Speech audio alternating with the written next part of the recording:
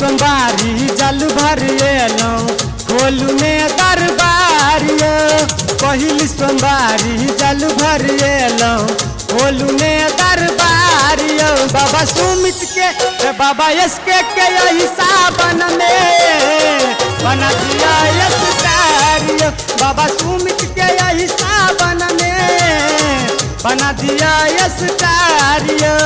पहिल सोमवारी जल भर एलौं खोलू में दरबारियो। बाबा सुमित के बाबा यसके के यही सावन में बना दिया यशकारियो। बाबा सुमित के यही सावन में बना दिया यशकारियो। बाबा सुमित के यही सावन में बना दिया यशकारियो। थोड़ा सा ऐसा गुरु के प्रस्तुत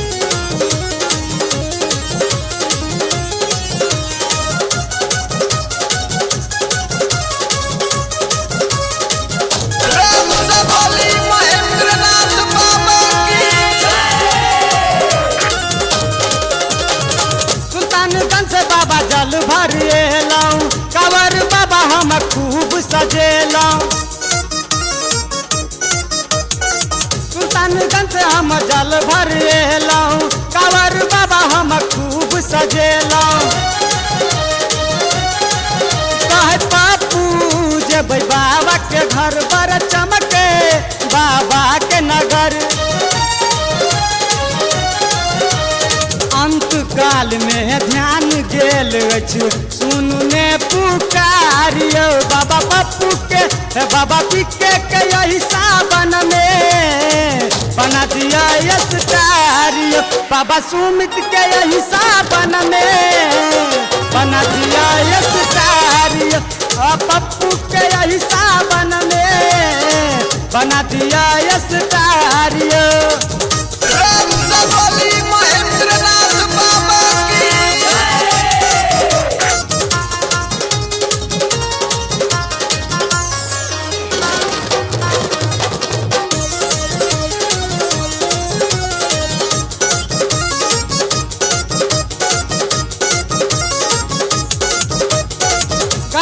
गाम देखू लागल या भीरियो पप्पू सरदार देखू गबैया गीतियो। गाम देखू लागल या भीरियो पप्पू सरदार देखू गबैया गीतियो। तन मन धन सब अर्पित करके एलौं हम दरबारियो। तन मन धन सब अर्पित करके एलौं हम दरबारियो। बाबा पप्पू के बाबा पिके के यही सावन में बना दिया यशकारियो। बाबा सुमित के यही सावन में बना दिया यशकारियो। बाबा पप्पू के यही सावन में बना दिया यशकारियो।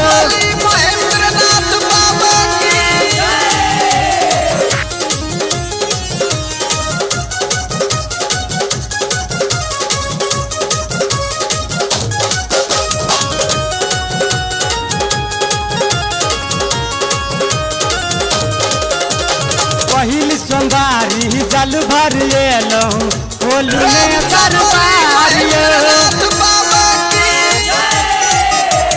पहिल सोमवारी जल भर एलौं खोलू में दरबारियो। पहिल सोमवारी जल एलौं खोलू में दरबारियो। पहिल सोमवारी जल भर एलौं खोलू में दरबारियो। बाबा पप्पू के बाबा पिके के यही सावन में बना दिया यशकारियो। बाबा सुमित के यही सावन में बना दिया यशकारियो। बाबा पप्पू के यही सावन में बना दिया यशकारियो। बाबा सुमित के यही सावन में बना दिया यशकारियो। बाबा पप्पू के यही सावन में बना दिया यशकारियो।